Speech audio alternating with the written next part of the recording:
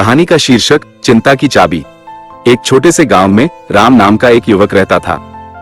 राम की एक बुरी आदत थी, वो हर बात की चिंता करता था। छोटी सी बात भी उसके माथे पर बल ला देती थी। जैसे अगर बादल छा गए तो चिंता, कहीं बारिश में मेरी फसल खराब न हो जाए। धूप तेज निकली तो चिंता, कहीं सूखा न पड़ जाए। मतलब हर पल हर घड़ी बस चिंता, चिंता और चिंता। एक दिन गांव में एक अनोखे महात्मा आए। लोग कहते थे कि उनके पास हर समस्या का हल है, खासकर चिंता का। राम भी अपनी चिंता की गठरी लेकर महात्मा के पास पहुंचा। महात्मा जी, राम रोते हुए बोला, मैं बहुत दुखी हूं। हर वक्त चिंताएं मुझे घेरे रहती हैं, कोई उपाय बताइए। महात्मा ने राम को शांत किया और एक रहस्यमयी मुस्कान के साथ कहा, राम, तुम्हारी चिंता की एक चाबी है। राम की आंखें चमक उठी। चाबी? कहाँ है वो चाबी? बताइए महात्मा जी, मैं उसे अभी लेना चाहता हूँ। महात्मा हंसे और बोले, वो चाबी तुम्हारे भीतर है राम। राम थोड़ा परेशान हुआ। मेरे भीतर? ये क्या बात हुई? मुझे तो कुछ समझ नहीं आ रहा। महात्मा ने कहा, देखो राम, जब तुम किसी बात की चिंता करते हो तो तुम क्या करते हो? बस उसी के बारे में सोचते रहते हो, है ना?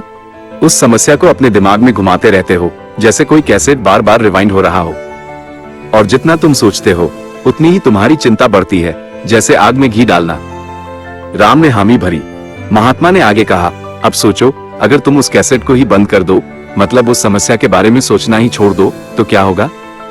राम थोड़ी देर सोचता रहा, फिर उसकी आंखें खुली। तो मेरी चिंता कम हो जाएगी? महात्मा ने कहा, बिल्कुल, यही है चिंता की चाबी।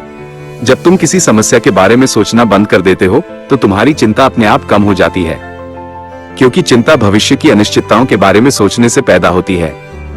वर्तमान में जियो, जो हो रहा है उस पर ध्यान दो और भविष्य की चिंता छोड़ दो। राम को बात समझ में आ गई। उसने महात्मा को धन्यवाद दिया और गांव लौट गया। उस दिन से उसने हर छोटी बड़ी बात की चिंता करना छोड़ दिया। धीरे धीरे उसकी चिंताएं कम हो गईं और वो एक खुशहाल जीवन जीने लगा। समापन। तो दोस्तों, इस कहानी से हमने क्या सीखा? चिंता किसी समस्या का हल नहीं है, बल्कि ये समस्या को और बढ़ाती है। इसलिए चिंता की चाबी को पहचानो, जो है वर्तमान में जीना और भविष्य की अनिश्चितताओं को छोड़ देना। अगर आपको ये कहानी पसंद आए तो इस वीडियो को लाइक और शेयर जरूर करें, और ऐसे और प्रेरणादायक कहानियों के लिए चैनल को सब्सक्राइब करना न भूलें। धन्यवाद।